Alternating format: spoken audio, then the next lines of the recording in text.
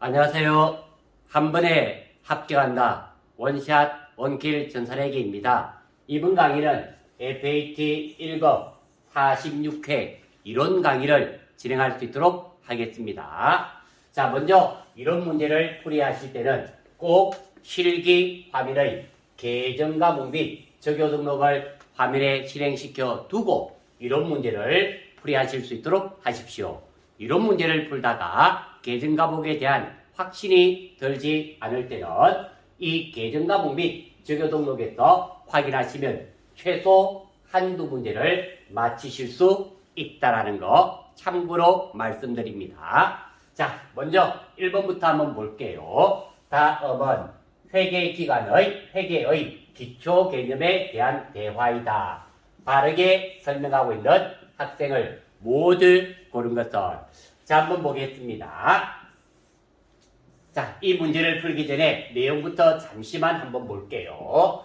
자, 먼저 회계의 분류입니다. 재무회계, 관리회계, 세무회계가 있는데요. 자, 우리 FAT 1급에서는 재무회계까지가 출제되죠. 관리회계, 흔히 원가 회계라도 합니다. 그리고 세무회계, 우리 TAT 2급에서 다루는 세법, 소득세법 이런 것을 말하게 됩니다. 먼저 재무회계는 정보 이용자가 외부의 정보 이용자가 정보를 이용하게 됩니다. 주로 주주라든지 주로 채권자라든지 투자자라든지 이런 사람들이 이 정보를 이용하게 되겠죠. 그리고 정보 이용의 목적은 투자 의사 결정이 있고, 그리고 정보의 특징은 과거 지향적이라는 거 특징이 있습니다. 보고기간은 분기, 1, 4분기, 2, 4분기, 3, 4분기, 4, 4분기, 단기, 1년을 6개월로 나눈 거, 그리고 연간이 있습니다. 그런 반면에 이 관리회계는 내부 정보 이용자가 정보를 이용하게 됩니다. 주로 경영자가 많이 이용하게 되고요. 그리고 경영 의사결정에 유용한 정보를 제공합니다. 그리고 미래지향적이라는 거, 그리고 보고기간도 따로 설정되어 있지 않습니다. 필요할 때 언제든지 요구를 하고, 그리고 정보도 보고 이렇게 됩니다. 세무회계는 우리 범위를 벗어나니까 제외시키고요. 그리고 회계연도죠. 회계연도는 재무상태와 경영성과를 파악하기 위한 시간적 범위이며, 회계연도는 기본적으로 1월 1일부터 12월 31일까지를 1회계 기간으로 한다라는 거 알아주시면 좋겠습니다. 아울러서 회계연도는 1년을 초과할 수 없게 되어 있습니다.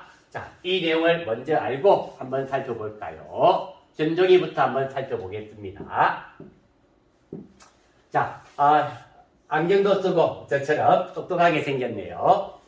회계는 회계 정보 이용자의 합리적인 의사결정에 유용한 정보를 제공하는데 목적이 있다. 예, 현종이 정확하게 말했습니다. 맞네요. 두 번째, 재영이 회계의 내부 정보 이용자에는 투자자, 채권자, 정부기관 등이 있다. 투자자라든지 채권자 이런 사람은 회계의 내부 정보 이용자가 아니라 회계의 외부 정보 이용자가 되겠죠. 제 얘기는 틀렸습니다. 글자가 잘 안 보이겠네요. 자, 회계에서 기업의 경영활동을 기록, 계산하기 위한 장소적인 범위를 회계기간, 아니죠. 회계기간이란 시간적인 범위를 말하고, 우리 회계에서는 1년을 초과할 수 없다라고 했습니다. 그래서 얘도 틀렸고, 회계 용어 중 정기는 회계기간이 시작하는 날을 의미하지. 틀렸네요. 전기는 작년을 전기라 그럽니다. 작년. 그리고 올해 있죠. 올해를 단기라 그러죠. 단기. 그리고 내년을 차기 이런 표현을 씁니다. 그래서 틀렸고요. 두 번째, 회계기간이 시작하는 날을 기초라 그러죠. 기초. 그리고 회계의 마지막 날이 기말이 됩니다. 따라서 현종이만 맞네요. 한번 볼까요? 정답은 1번 전종이가 되겠습니다. 뭐 크게 어려운 문제는 아니네요. 자, 2번 한번 살펴볼까요? 2번 한번 살펴보겠습니다. 2번. 자, 다음 중 자본에 대한 설명으로 옳은 것이네요. 제가 옳은 것에 빨간색을 해둔 이유는 맞다, 틀렸다가 중요한 거거든요. 자, 먼저 주식 발행 초과금은 자본 조정으로 분류한다. 자, 이렇게 계정과목들이 나와 있죠. 이런 계정과목들은 우리 계정과 확신이 들지 않을 때는 계정과목 및 주교 등록에서 찾아보시면 수월하게 찾을 수 있습니다. 참고하실 수 있도록 하십시오. 자, 그리고 이 포인트부터 먼저 한번 볼게요. 주식 배당과 현금 배당이 있는데요. 주식을 배당하게 되면 현금 배당도 있는데요. 현금은 우리 기업이 1년 동안 사업을 잘해서 돈을 벌으면 이익잉여금이 있습니다. 이 이익잉여금을 주주들에게 현금으로 배당을 하게 되겠죠. 그런데 이 주식 배당의 경우는 우리 회사가 이익을 많이 받습니다. 그런데 이 이익을 주주들한테 배당을 해주고 나면은 우리 신규 사업에 투자할 수가 없다라는 거예요. 이때 주주총회에서 의결을 거쳐서 주주님들 이번에는 현금 배당 말고 주식으로 배당하겠습니다. 주식으로 주고 우리는 이 이익잉여금을 자본금에 넣게 되는 거예요. 그리고 주주들한테는 주식을 나누어 줬으니까 주주들은 그 주식을 가지고 있을 수도 있고 팔아서 또 현금화할 수도 있죠. 그런 두 가지가 있습니다. 먼저 현금 배당부터 보겠습니다. 배당 결의예요. 결의 1입니다. 주주총회에서 배당이 결정되면 그날 바로 현금을 주는 것이 아니라는 겁니다. 외국에서 주주들이 올 수도 있죠. 못 오시는 분도 있고. 그래서 이때는 먼저 미지급 배당금으로 해두고 미처분 이익잉여금을 미지급 배당금으로 해두었다가 실제로 며칠 있다가 이 미지급 배당금을 무엇으로 현금으로 지급하게 된다라는 겁니다. 그리고 그리고 제가 여기 아직 서툴러가지고 자, 그리고 주식 배당입니다. 배당 결의예요. 배당 결의일 때는 똑같죠. 미처분 이익잉여금인데 다만 대변이 미지급 배당금이 아니라 미교부 주식 배당금이 됩니다. 왜? 주식으로 배당할 거니까. 이 나중에 이 배당일에는 이 미교부 주식 배당금을 우리 주식을 발행해서 주게 되겠죠. 주식을 발행하게 되면 자본금이 증가됩니다. 물론 이 두 가지 다 요거 미처분 이익잉여금 이것도 자본이 되겠고요. 그리고 이 자본금도 자본 항목이 됩니다. 자, 이 내용을 알고 문제 한번 살펴볼게요. 자, 다시 한번 더. 자, 주식 발행 초과금은 자본 조정이 아니죠. 자본 잉여금입니다. 혹시 여러분들 고구마 줄까요? 감자 줄까요? 자격증 따기 전까지 회계하시는 분은 감자 주세요라고 하셔야 됩니다. 이때 감자 차이, 자기주식 처분이 주식 발행 초과금 이 세 가지가 자본 잉여금이 됩니다. 틀렸어요. 자본 조정은 반대죠. 감자 차손, 자기주식 처분 손실, 주식 할인 발행 차금 이 세 가지가 자본 조정입니다. 두 번째, 자기주식은 자본 잉여금이 아니라 자본 조정이며 이 두 가지는 계정과목 및 주교 등록에서 충분히 찾으실 수 있습니다. 주식 배당을 하면 자본 총계가 증가한다. 조금 전에 보셨죠? 변동이 없습니다. 이익준비금은 이익잉여금으로 분류를 한다. 예, 정답은 4번이 되겠네요.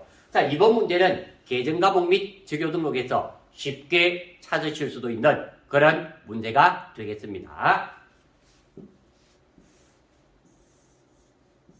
자, 3번 한번 볼게요. 자, 다음은 제1공의 단기 매매증권 처분 손익과 관련한 자료이다. 2021년 8월 11일 인식해야 할 단기 매매증권 처분 손익은 이 내용을 읽어보고 단기 매매증권 팔아서 이익 받는지 손해받는지 이익을 받다면 과연 얼마를 이익 받는지 확인해라. 이런 의미가 되겠네요. 자, 이 내용을 제가 아래쪽에 좀 메모해 두었습니다. 먼저 이 문제의 핵심이죠. 핵심은 단기 매매정권의 수수료 처리가 됩니다. 살다 팔포가 되는 거예요. 즉, 살 때 수수료는 수수료 비용 따로 적고, 그리고 팔 때 수수료는 이익을 보고 팔았으면 이익 본돈에서 수수료 비용을 차감하고 수수료 비용은 포함해서 기재하지 않습니다.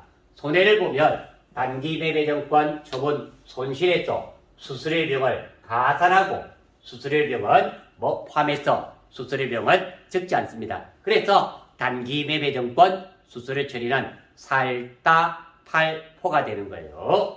자, 단기 매매정권 처분 손익 보겠습니다. 먼저 2021년 6월 1일 주공인의 주식 1000주를 한 주당 500원에 취득하고 매입 수수료 만원을 포함하여 51만원을 지급하다.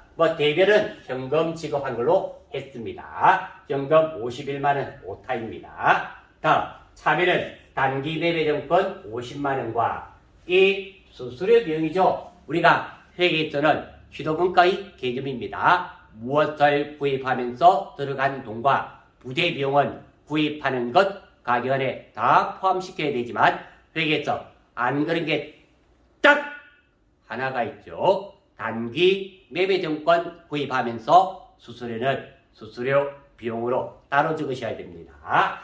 그래서 이게 핵심이고요. 2021년 8월 11일 위 주식 중 500주네요. 1000주 중에서 500주만 한 주당 600원에 처분하고 수수료 5만원을 차감한 29만 5천원을 보통예금으로 수령하다.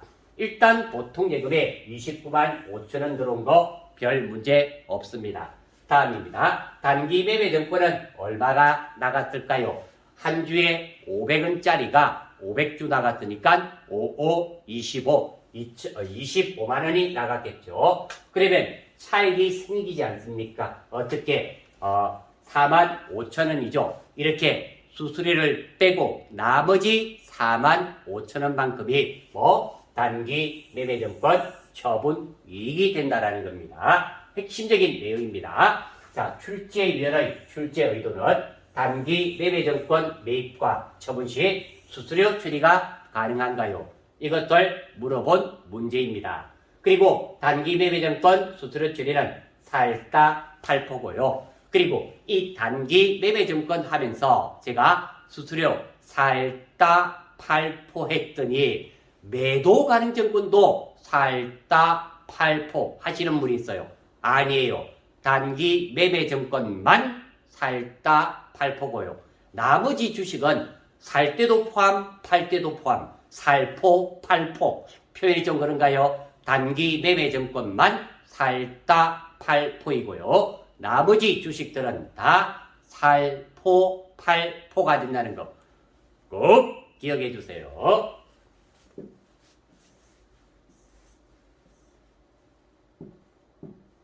자, 4번. 다음은 G항공의 유형자산 취득과 관련 자료이다. 토지 취득원가는 얼마인가? 자, 이 내용 제가 아래쪽에 잠시 정리를 해두었습니다. 한번 볼게요. 먼저 구 건물 철거입니다. 자, 사용 중인 기존 건물을 철거하는 거. 우리가 구 건물을 없애버리는데요. 사용하던 거 없애는 것과 새로 구입해서 없애는 것은 다르다는 겁니다.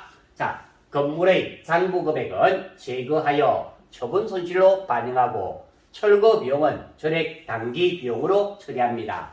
그러니까 사용하는 건물, 기존에 사용하던 건물을 철거하는 경우는 폐기 처분한다. 즉 영원 받고 팔았다라고 생각하고 계산하시면 맞다라는 겁니다. 한번 볼게요. 사용 중인 건물 취득금액 700만원, 감가상각 누계 600만원을 신축하기 위하여 동건물을 철거하고 철거비용 10만원을 현금으로 지급하였다. 이거 유형자산 처분하는 순서죠. 첫 번째, 8년은 유형자산과 취득원가를 대변 끝에 적습니다. 대변. 자, 요것도 한번 천천히 해볼까요?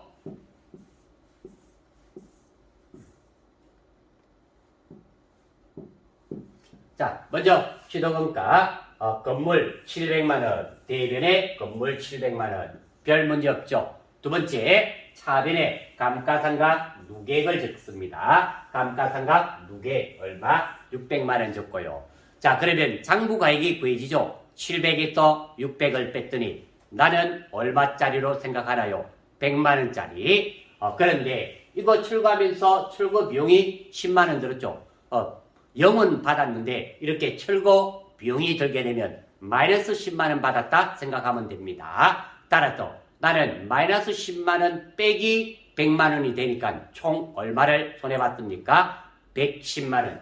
유형자산, 처분손실 110만원. 돈은 받은 거 없죠? 그리고 현금 10만원 나갔습니다. 이렇게 제거하는 겁니다. 기존에 사용하던 비품이든 건물이든 제거하는 경우 폐기 처분하는 경우는 0원 받고 팔았다라고 생각하시고 계산하면 딱 맞다라는 겁니다. 자, 이번에는 그것이 아니라 구건물 철거입니다. 자, 새 건물을 신축하기 위해서 구건물을 철거하는 경우 기존 건물이 있는 토지를 취득하고 그 건물을 철거하는 경우 기존 건물의 철거 관련 비용에서 철거 관련된 건물의 부산물을 판매하여 수취한 금액을 차감한 금액은 토지의 취득원가에 포함합니다. 자, 그러니까 기존에 내가 땅을 건물을 짓기 위해서 토지를 사든지 또는 주차장을 짓기 위해서 토지를 사는데 거기에 건물이 있었다는 얘기입니다. 이럴 때 내가 필요한 것은 건물이 아니었어요. 토지였어요. 이럴 때는 그 건물 가격까지 건물만 빼고 살 수 없지 않습니까? 그 건물값도 땅값 안에 토지값 안에 포함을 시켜야 된다. 그게 가장 핵심입니다. 자, 여기에 토지의 가격에 포함시키고 무엇은 건물의 가격은 부대 비용은 따로 표시하지 않습니다. 부대 비용이 들었다면 그 비용마저도 토지의 자본적 지출로서 땅값 안에 포함시켜야 된다가 이 내용의 핵심이 되겠습니다. 자, 그래서 한번 살펴볼게요. 자, 문제. 자, 2021년 1월 1일 본사 건물 신축을 하기 위해 토지와 기존 건물을 2천만 원에 일괄 취득하고 그러니까 2천만 원에 샀단 말이네요. 대금은 보통 예금으로 지급하다. 단 취득일 현재 감정결과 토지는 1,800만 원, 건물은 600만 원이다. 건물 가격은 필요 없습니다. 자, 총 얼마짜리입니까? 2,400만 원짜리를 나는 얼마 주고 구입했다? 2천만 원 주고 구입했습니다. 그러면 나는 2천만 원 주고 샀기 때문에 토지의 취득원가는 2천만 원이 되는 겁니다. 두 번째입니다. 2021년 2월 1일 일괄 취득 직후 기존 건물을 철거하고 철거 비용이 100만 원이 들었네요. 조금 전에 말씀드렸죠. 땅을 사기 위해서 건물을 어쩔 수 없이 샀고 건물 철거하고 부대 비용이 들면 이 부대 비용은 토지의 자본적 지출로서 토지 가격 안에 포함시켜줘야 된다. 이런 말씀 드렸습니다. 따라서 이 2천만 원에 100만 원을 더하면 토지의 취득원가는 얼마가 된다? 2,100만 원이 정답이 되겠습니다. 우리 FAT 1급 시험 문제치고는 조금 난이도가 있는 문제로 여겨집니다.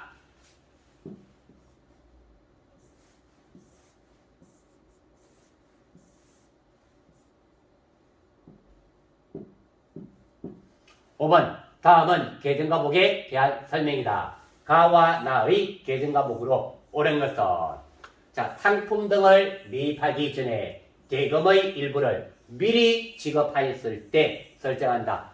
이거 계약금부터 먼저 주는 거죠. 먼저니까 선, 주는 거니까 급, 돈이니까 금, 선급금이 되겠네요. 두 번째입니다.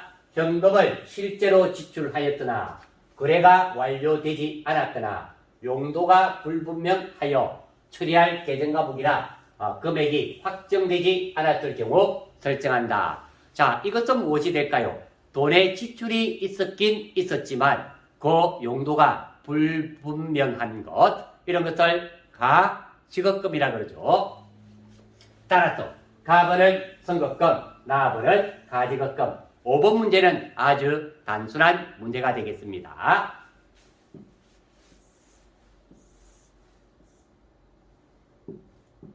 자, 6번 한번 볼게요. 자, 제102 매출채권 잔액의, 자, 매출채권이라 하면 외상매출금과 받을 어음이 되겠죠. 2%만큼 대손충당금을 설정하고자 할 때 2021년 손익계산서에 표시할 대손상각비는 얼마인가?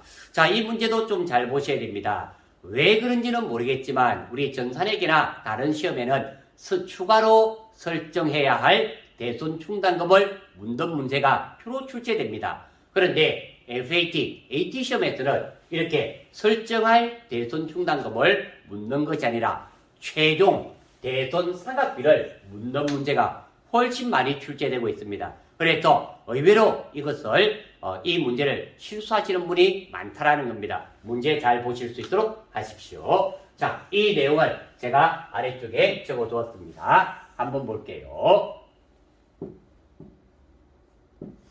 자, 먼저 2020년 12월 31일 매출채권 50만원 및 그리고 대손충당금이 만원이 있네요. 그리고 4월 25일 매출채권 중 3만원의 대손이 확정됨. 돈이 대손처리 되었단 말이죠. 그러면 대손충당금이 넉넉하면 대손충당금, 일부 있으면 있는 만큼 대손충당금, 없는 만큼 대손상각비, 아예 없을 땐 대손상각비로 처리합니다. 지금은 일부분 있죠. 그러니까 있는 만큼은 대손충당금, 없는 만큼은 대손상각비, 즉 대손상각비 2만원이 발생되었네요. 물론 대변은 매출채권이 됩니다. 자, 그리고 12월 31일 매출채권이 80만원이 있네요. 2%라 그랬죠. 대손충당금이 얼마 필요한지 보겠습니다. 80만원 곱하기 2% 하면은 16,000원이 필요하네요. 자, 그러면 지금 대손충당금 잔액이 방금 대손 처리되어서 잔액이 0입니다. 그러면 16,000원 전액 다 설정해야 되겠네요. 먼저 대변의 대손충당금 16,000원, 차빈이 대손상각비 16,000원이 되겠습니다. 따라서 자, 손익계산서상의 전체 대손상각비는 위에 있는 이 2만원과 그리고 새로 설정된 16,000원 두 개를 더하면 36,000원이 정답이 됩니다. 많은 학생들이 지금 보기는 안 봤는데요. 16,000원이 있으면 찍을 확률이 많아요. 한번 볼까요? 있죠. 이렇게 꼭 주례를 숨겨놨습니다. 이렇게 16,000원을 하는 경우가 많습니다. 전체 2021년 전체 발생한 대손상각비를 묻는 문제가 훨씬 많이 출제됩니다. 주례에 밟지 않도록 하십시오. 정답은 3번이 되겠습니다.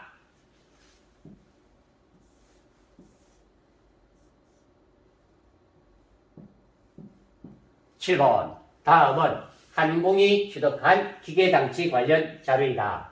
2021년도 결산 후 기계장치의 장부 금액은 얼마인가? 취득일 2020년 1월 1일이고 취득분가 1,000만원, 내용연수 5년, 잔존가치 200만원, 감가상각방법은 정률법이고 상각률은 40%네요. 월할 상각한다. 이거 월할 상각할 필요가 없네요. 왜? 1월 1일이니까. 자, 이 내용, 이 기계장치의 무엇을 장부 금액은 얼마인가를 물어봤네요. 한번 볼게요. 자, 정률법과 장부 가액입니다. 이 내용은 문제에 나온 거 그대로 적어두었습니다. 정률법은 취득금가에서 감가상각 누계 곱하기 정률이 됩니다. 자, 그래서 2020년 12월 31일 날 정률법에 의한 감가상각이 이루어지겠죠. 1,000만원 마이너스 첫 해는 감가상각 누계액이 없습니다. 그래서 0.4를 곱하면 400만원이 되고요. 감가상각비가 400만원, 그리고 감가상각 누계액도 1차 년도에는 400만원이 됩니다. 그리고 2021년 12월 31일입니다. 취득금가는 1,000만원으로 바뀌지 않고요. 감가상각 누계액이 이제 2020년 때 400만 원 발생했죠. 곱하기 0.4입니다. 그럼 1000만 원에서 400만 원을 빼니까 600만 원, 4, 6, 24, 240만 원의 감가상각비가 생깁니다. 그러면 감가상각 누계액은 위에 있는 400만 원과 아래쪽에 있는 240만 원을 더하면 640만 원의 감가상각 누계액이 되겠네요. 자, 장부가액은 취득원가에서 감가상각 누계액을 빼면 되겠죠. 취득원가 1000만 원에서 감가상각 누계액이 640만 원. 따라서 기계당초의 장부가액은 360만 원이 되겠네요. 따라서 이 문제의 정답은 1번이 될 수밖에 없겠습니다. 자, 8번입니다. 다음 주 항공의 상품 관련 자료이다. 당기 상품 총 매입액을 계산한 금액으로 옳은 것은 당기의 상품 매입액을 구하란 말입니다. 자료는 이렇게 나와 있고요. 자, 한번 살펴볼 수 있도록 하겠습니다.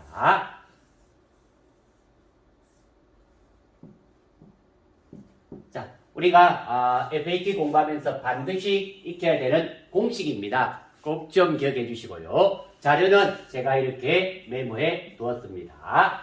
자, 먼저 매출이익입니다. 매출이익은 매출액에서 매출원가를 빼면 되겠죠. 물론 매출액이란 말은 팔고 받은 금액을 의미하게 되고 매출원가는 구입하면서 지급한 금액을 의미하게 됩니다. 자, 매출원가를 구하는데요. 이 매출원가는 매출액 곱하기 지금 매출 총 이익률이 20%라 그랬습니다.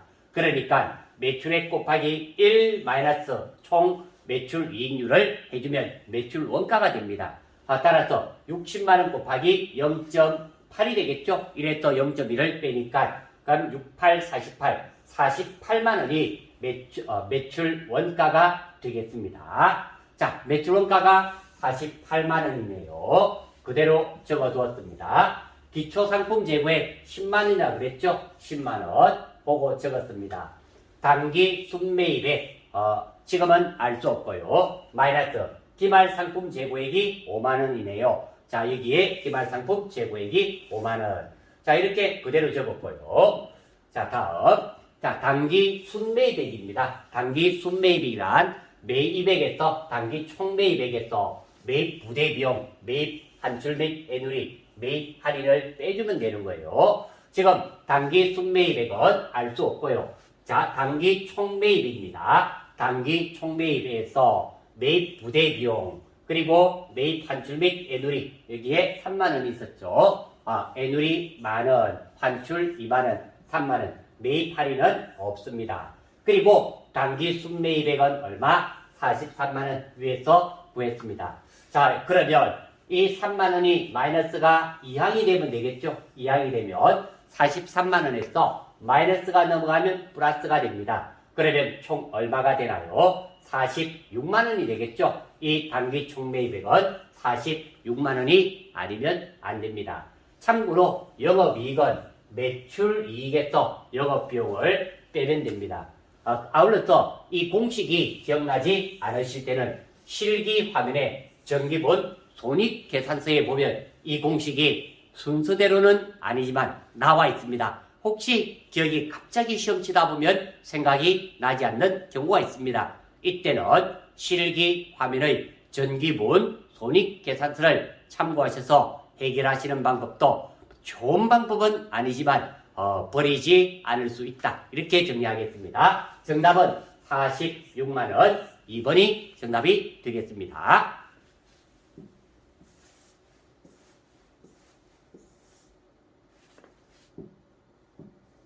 자, 9번 주항공의 결산정리사항 반영 전 당기순이익이 20만원일 때 아래의 결산정리사항 반영 후 당기순이익을 얼마인가? 자, 이 문제 생각보다 조금 까칠한 문제입니다. 결산도 할 수 있어야 되며 수익과 비용에 대한 개념을 정확하게 알아야지만 해결이 가능한 문제입니다. 자, 이 내용 제가 아래쪽에 적어두었습니다. 자, 해설을 참고해서 보겠어요. 자, 먼저 1년 4월 1일 사무실 일부를 임대하고 1년분 임대료, 임대기간 이렇고요. 8만 원을 수령한 후 부채로 처리했네요. 자, 사실 임대료는 두 가지가 있습니다. 받으면서 대부분은 수익 처리합니다. 수익일 때는 임대료지만, 그리고 먼저 받은 것을 부채로 처리할 때는 선수 수익으로 하는 겁니다. 따라서 4월 1일 붕괴가 현금은 별 문제가 없고요. 현금 받았다는 가정하에, 자, 이것이 임대료로 처리한 것이 아니라 부채로 처리했죠. 부채로 처리했단 말은 선수 수익으로 처리했단 말입니다. 12월 31일 결산 정리입니다. 당기분이 6만 원이 되는데요. 어떻게 또 6만 원이 되는가 하면 1년치가 8만 원입니다. 올해가 4월부터 12월까지 9개월이죠. 9 나누기 12개월 하면 6만 원이 되고요. 차기 내년께 2만 원이 됩니다. 따라서 결산 수정 붕괴를 하는데요. 이 선수 수익으로 했던 거 있죠. 이 부채가 줄어들어야 되겠죠. 차변에 오면서 없어지고 상대 계정은 무엇을 한다? 임대료가 됩니다. 자, 이 문제는 와 어렵다. 이게 왜 이렇게 되지? 하시는 분은 아직 우리가 수익과 비용의 이연과 예상입니다. 결산이 안 되어서 그렇습니다. 결산은 주는 시점 또는 받는 시점에 비용이나 또는 수익으로 처리한 방법과 아니면 지금처럼 자산이나 부채로 처리한 방법, 처리되는 방법이 다릅니다. 제가 이 시간에 그 방법을 다 설명하기는 곤란하고요. 혹시 무슨 말인지 모르시면 전산회계 1급 결산 강의가 따로 있습니다. 무려 2시간이죠. 2시간입니다. 그 2시간에 있는 내용 54문제인가 그럴 겁니다. 그 문제만 아시면 이론 문제도 다 맞추실 수 있고요. 결산 문제도 그래 결산 너 나와 자신 있어 이럴 정도까지 가능하다는 거 참고로 말씀드립니다. 꼭 좀 익혀주시기 바랍니다. 자, 다음 그리고 9월 1일입니다. 사무실의 1년분 화재 보험료네요. 기간은 9월 1일부터 8월 31일까지 3만 원을 지출하고 비용을 했네요. 지급 시점에 무엇을 했다? 보험료로 했다라는 것을 알 수 있습니다. 자, 그러면 9월 1일 날 붕괴. 일반적인 경우죠. 보험료 3만 원, 대개는 현금으로 처리했습니다. 임의로 처리했습니다. 자, 결산 정리하기 전에 당기분과 차기분이 얼마인지 보겠습니다. 올해분은 만 원이 됩니다. 3만 원 곱하기 올해가 9, 10, 11, 12 넉 달이죠. 넉 달 나누기 12개월 하면 만 원이 되고요. 그러면 차기분 내년 거는 2만 원이 됩니다. 따라서 이 내용은 결산 정리할 때 내년 거 2만 원을 먼저 준 내용이잖아요. 따라서 먼저니까 선, 주는 거니까 급, 주는 거니까 비용, 선급비용 2만 원, 상대 계정은 보험료 2만 원이 됩니다. 자, 여기서 이제 나옵니다. 자, 먼저 대변에 임대료가 나왔네요. 수익이 발생되었죠. 수익이 발생되었습니다. 따라서 당기순이익이 증가되겠네요. 얼마? 6만 원 증가될 겁니다. 그리고 두 번째에서 보험료 2만 원. 자, 이건 어때요? 보험료는 비용입니다. 보험료는 비용인데 차변에 있으면 비용이 발생되는 거고요. 이렇게 대변에 있으면 비용이 소멸되는 겁니다. 즉 비용이 없어졌다, 줄어들었다 생각하시면 돼요. 자, 우리 당기순이익은 수익에서 비용을 빼는데요. 비용이 줄어들면 줄어들수록 당기순이익은 올라갈 수밖에 없죠. 반비례 관계에 있습니다. 따라서 지금 수익이 발생됐으니까 6만 원을 더하고요. 비용이 줄어들었기 때문에 비용이 발생했었더라면 2만 원을 빼야 되지만 비용이 줄어들었기 때문에 비용을 2만 원 더하게 되는 겁니다. 이익이 발생되죠. 따라서 반년 후 당기순이익은 수정 전 당기순이익 20만 원에 임대료 증가된 거, 수익이 발생된 거 6만 원 더하고 그리고 보험료 2만 원이 소멸되었잖아요. 그래서 2만 원 이것도 더하게 됩니다. 총 금액은 28만 원이 정답은 4번이 되겠으며 이 문제는 아주 중요한 문제입니다. 이 문제 자체가 중요해서 중요한 것이 아니라 이것을 정확하게 해결하실 수 있으신 분은 결산 문제, 실무의 결산 문제도 다 맞출 수 있다. 이런 결론에 도달되기 때문입니다.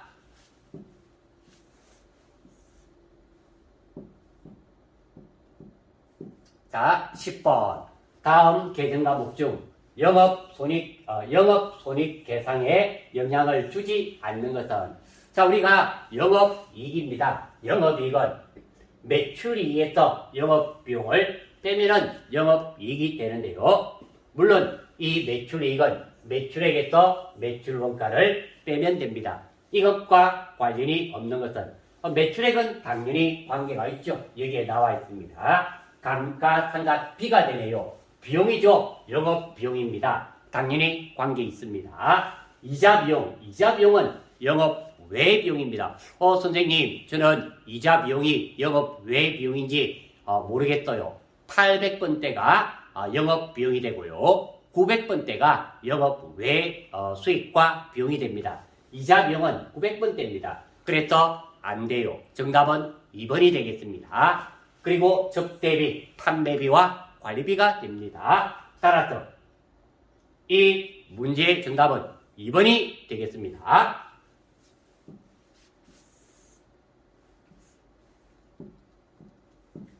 11번. 다음 중 부가가치세법상 과세 거래에 해당하는 것은, 그러니까 보기 4개 중에서 3개는 과세가 아니고 비과세나 영세나 면세고 하나만 과세, 부가세가 과세되는 겁니다. 부가세는 공급하는 재화와 용역에 대해서 과세가 됩니다. 그리고 수입하는 경우는 수입하는 재화에 대해서는 부가세가 과세되지만 수입하는 용역에 대해서는 과세되지 않습니다. 첫 번째, 근로의 제공. 근로는 용역의 제공으로 보지 않습니다. 부가세가 부과되지 않습니다. 쉽게 말씀드려서 여러분들 월급 받으면서 부가세 안 낸단 말입니다. 틀렸고요. 재화의 수입. 정답은 2번이네요. 수입하는 재화에 대해서는 부가세를 납부하게 되겠죠. 그래서 여러분들 시험 치실 때 실무 문제에 세관의 부가세를 납부한다. 수입하는 경우에 납부하게 되겠죠. 정답은 2번이네요. 금전의 대여. 돈 빌려주는 거 있죠. 돈 빌려주는 것은 재화도 아니고 용역도 아닙니다. 그래서 안 되고요. 용역의 자가 공급. 자, 다른 사람에게 용역을 제공하게 되면 부가세를 받아야 됩니다. 노동에 대한 대가. 제공되는 재화와 용역에 대해서 부가세가 징수가 됩니다. 그러나 자가 공급이잖아요. 내 노동력을 우리 회사에 썼습니다. 이런 것은 징수하지 않습니다. 따라서 정답은 2번이며 11번 문제는 조금 간단한 문제가 되겠습니다.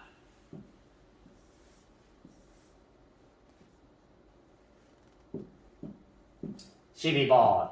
다음 중 부가가치세법상 공급 시기가 옳지 않은 것은, 자, 아래쪽에 제가 정리했던 것부터 먼저 보겠습니다. 부가가치세 처리입니다. 재화의 공급으로 보지 않는 것, 즉 재화의 공급으로 보지 않는단 말은 부가세를 납부하는 게 아니다, 이런 말입니다.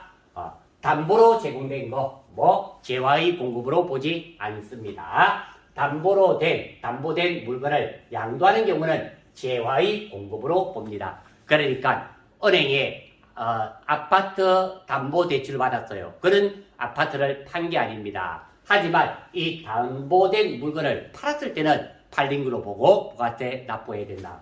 그리고 사업의 포괄 양도입니다. 사업을 폐업하는 것이 아니라 내 사업장을 다른 사람에게 팔아버렸어요. 이런 것도 재화의 공급으로 보지 않습니다. 왜 그런가요? 그 사업장을 산 사람이 다시 사업을 영위하겠죠. 재화를 팔기 때문입니다. 하지만 사업의 일부 양도는 전체가 아니라 일부 양도한 경우는 재화의 공급으로 본다. 재화의 공급으로 본단 말은 부가세를 납부해야 한다, 이런 뜻입니다. 조세 물납, 세금을 물건으로 대신 납부하는 것도 재화의 공급으로 보지 않습니다. 상품권의 공급도 재화의 공급으로 보지 않습니다. 그러면 언제 공급으로 보느냐? 이 상품권을 가진 사람이 실제 물건과 교환해 갈 때 그때 재화의 공급으로 본다라는 겁니다. 그리고 민사집행법, 국세징수법에 의한 강제 공매 또는 경매된 물건 이런 것들은 재화의 공급으로 보지 않습니다. 그리고 자주 출제되는 부가가치세법입니다. 상품권 등을 현금으로 판매하고 그 후 상품권과 현물과 교환되는 경우는 상품권이 현물과 교환될 때 팔린 거로 본다라는 겁니다. 즉 내가 대우백화점입니다. 그러면 상품권 사러 왔을 때 팔았어요. 이때는 선수금으로 해두었다가 상품권을 가진 사람이 물건과 바꾸어 갔을 때 선수금이 없어지고 상품 매출이 발생된다. 이런 의미가 됩니다. 그리고 현금 판매, 외상 판매의 경우 재화가 인도되거나 넘겨주거나 그리고 이용 가능하게 된 때 그리고 재화의 공급으로 보는 가공의 경우는 가공된 재화를 인도할 때 중간지급부 또는 조건부로 재화를 공급하는 경우 대가의 각 부분을 받기로 할 때 그만큼 팔린 거로 본다. 이런 뜻이 됩니다. 자, 그래서 한번 볼게요. 옳지 않은 것, 틀린 것 찾는 거네요. 장기 할부 판매의 경우 대가의 각 부분을 받기로 할 때, 예, 맞습니다. 우리 배 같은 것은 한번 수주를 하면 몇백억씩 합니다. 그러면 한꺼번에 다 주는 것이 아니라 진척도에 따라서 돈을 받게 됩니다. 진척도에 따라서 돈을 받게 되는데 그때 받은 만큼 그만큼 팔렸다. 받은 만큼 팔렸다. 이런 의미가 됩니다. 사업상 정리하는 경우 재화를 정리할 때 사업상 정려 우리가 가족이나 이런 데 정려가 가능하죠. 이때 팔린 거로 본다라는 겁니다. 폐 없이 잔존 재화의 경우 폐업 후 재화가 이 틀렸죠. 폐 없이 잔존 재화는 즉 내가 사업을 하다가 이제 그만뒀습니다. 폐업했습니다. 남아있는 물건들이 있잖아요. 그러면 폐업일에 내가 내한테 판 거로 보고 간주하고 이것을 간주공급이라 그러죠. 간주하고 부가세를 납부해야 됩니다. 언제? 폐업일. 따라서 정답은 3번이 되겠습니다. 무인 판매기에 의한 공급의 경우 무인 판매기에서 현금을 꺼내는데 가장 대표적인 게 커피 자판기 있지 않습니까? 언제 팔린 거로 보느냐? 자판기에서 돈을 끄집어낼 때 그만큼 한꺼번에 팔린 거로 본다라는 겁니다. 따라서 12번의 정답은 3번이 되겠습니다.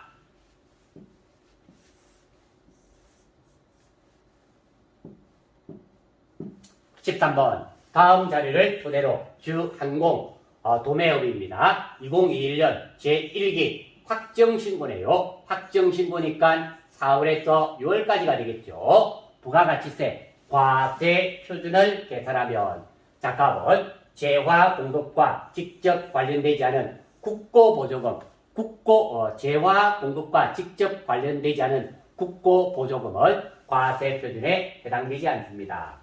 두 번째, 할부 판매의 이자 상당에 요거는 포함이 되어줘야 됩니다. 우리가 이자가 두 가지가 나오는데요. 첫 번째, 연체, 대가의 지연으로 받는 조금 늦은, 늦게 받게 되면 연체료 납부하죠. 그때 받는 이자는 재화의 공급으로 보지 않습니다.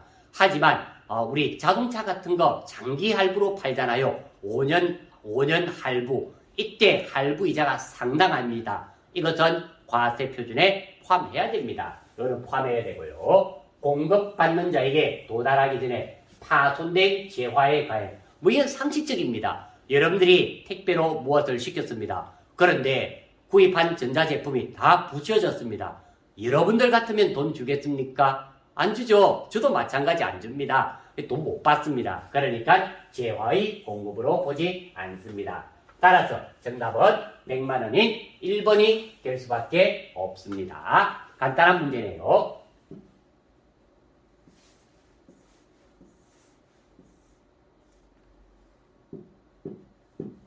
자, 14번. 다음은 제조업을 영위하는 일반 과세자 주한공의 2021년 1기 부가가치세 확정신고 자료이다. 자, 다음 자료를 토대로 확정신고에 납부할 세액을 계산하면 얼마인가? 자, 이 자료 제가 아래쪽에 좀 적어두었습니다. 한번 같이 볼까요? 자, 납부세액이네요. 부가세 납부세액이네요. 납부세액은 매출세액에서 매입세액을 빼면 됩니다. 첫 번째, 공급 대가가 3억 3천이네요. 그러면 공급가와 세액으로 나누어야 되겠죠. 공급가는 공급 대가에서 1.1을 나누면 됩니다. 따라서 3억 3천만 원 남기 1.1을 하게 되면 3억이 되네요. 이 3억의 몇 퍼가 10%가 납부세액, 매출세액이 됩니다. 납부세액이 아니라 매출세액. 매출세액은 얼마? 3천만 원이 되겠네요. 매출세액은 구했고요. 다음 매입세액을 구하면 되겠죠. 자, 매입세액은 2천만 원인데요. 세액이 2천만 원입니다. 공급가가 2천만 원이 아니라 세액이 2천만 원인데요. 사업과 직접 관련이 없는 지출에 대한 매입세액 당연히 500만 원. 사업과 직접 관련이 없는 지출의 매입세액은 그 자체가 불공. 자, 불공이 무엇일까요? 공제받지 못하는 것을 불공이라 하죠. 그러니까 500만 원 빼야 됩니다. 다음 접대비 지출 관련 매입세액 100만 원. 당연히 접대비도 불공 사유에 해당되죠. 이 100만 원도 빼야 돼요. 따라서 매입세액을 구하면 2천만 원에서 불공인 거 600만 원 뺐더니 총 얼마? 1,400만 원이 매입세액이 되겠네요. 따라서 내가 받은 부가세는 얼마? 3천만 원. 여기에서 1,400만 원만 빼죠. 납부세액은 얼마가 된다? 1,600만 원이 될 수밖에 없네요. 정답은 2번이 되겠습니다. 간단한 문제입니다. 자, 마지막 문제입니다. 마지막 문제 하기 전에 잠시 안내 말씀드리겠습니다. 지금 이 내용들 있잖아요. 이런 내용들 열심히 적고 계신 분 있죠. 적으실 필요 없는데 자, 이 영상 아래에 메일 주소 적어주시면 바로 메일로 발송해 드립니다. 출력하셔서 사용하시면 됩니다. 첫 번째였고요. 두 번째, 좋아요 한번 꾹 누르실 때마다 점수 5점씩 오르시는 거 알고 계시죠?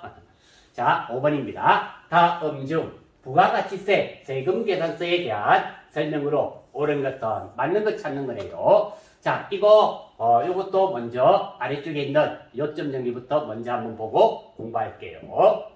자, 세금계산서 발급 의무 면제 대상이 있습니다. 여기에 해당되면 세금계산서를 발행하지 않는단 말입니다. 않는다가 아니라 안 와도 된다. 첫 번째, 택시 운송. 자, 이름을 택시 타고 세금계산서 받아본 적 있나요? 없죠? 두 번째, 노점 또는 행상을 하는 자 발행할 이유가 없습니다. 노점상에서 액세서리 하나 샀는데 아주머니 세금계산서 끊어주세요. 끊어줄까요? 아저씨 왜 그래요? 이렇게 알겠죠? 아니, 안 끊습니다. 무인자동 판매기, 자판기죠. 이용하여 재화 또는 용역을 공급하는 자. 자판기에 넣고 세금계산서 내놔라. 말이 안 되는 거잖아요. 면제 대상입니다. 소매로 그리고 또는 미용, 목욕탕 및 유사 서비스업을 영위하는 자. 그리고 간주 공급입니다. 참고로 간주 공급이란 팔았다 치고 실제로 판 것은 아니지만 팔았다 치고 부가세 납부하는 겁니다. 자가 공급 그리고 사업상 경력, 개인적 공급에 해당하는 재화. 단 직매장 공급은 예외입니다. 그리고 영세율 적용 대상 재화 또는 용역인데요. 6번은 오해하셔서 안 됩니다. 우리가 영세율 세금 전자세금 계산서 있죠. 그거는 발행해야 되고요. 지금 말하는 영세란 말은 직수출을 말합니다. 직수출, 국외에서 제공하는 용역, 선박 또는 항공기의 외국 항행 용역. 그리고 국내 사업장이 없는 비거주자 또는 외국 법인에게 공급하는 재화와 용역. 그리고 간주임대료. 그리고 신용카드를 발행했을 때 이럴 때는 세금계산서 발급 의무가 면제됩니다.